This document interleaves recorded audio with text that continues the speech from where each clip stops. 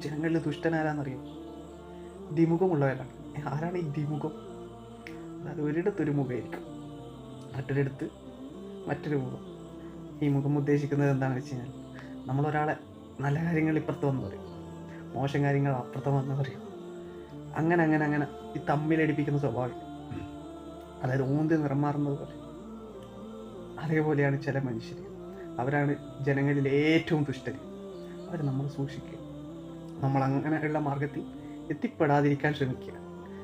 നമ്മളാകുക. നമുക്ക് പറയാനുള്ളത് മനസ്സ് തുറന്ന് ജനങ്ങളിലോടായാലും പടപ്പിനോടായാലും പറയുന്നതൊന്നായിരിക്കണം. പടച്ചവനിലേക്ക് അത് എന്തായാലും നിങ്ങൾ അറിയപ്പെടും. നിങ്ങൾ എന്താണ് ഉദ്ദേശിക്കുന്നത് അതൊക്കെ പടച്ചവൻ കാണുന്നുണ്ടെന്നുള്ള ബോധം നമുക്ക് വേണം. പറയുന്നത് നമുക്ക് 100% ഉറപ്പുള്ള കാര്യങ്ങൾ, നമുക്ക് ചെയ്യാൻ പറ്റുന്ന കാര്യങ്ങൾ, ശരിയെന്ന് തോന്നുന്ന കാര്യങ്ങൾ മാത്രം നമ്മൾ ശ്രദ്ധിക്കുക. കാരണം തെറ്റുകൾ നമ്മൾ പ്രൊമോട്ട് ചെയ്ത് കഴിഞ്ഞാൽ നമുക്ക് അത് വീണ്ടും വീണ്ടും തെറ്റിലേക്കുള്ള പാഠങ്ങളായി മാറും. അപ്പോൾ അതിലേക്ക് നമുക്ക് മാറി ചിന്തിച്ചു തുടങ്ങേണ്ട കാലം അതിക്രമിച്ചിരിക്കുന്നു. അപ്പോൾ നമ്മളെല്ലാവരും മാറുക. നാളെ തൗഫീഖ് ആകട്ടെ. അസ്സലാമു അലൈക്കും.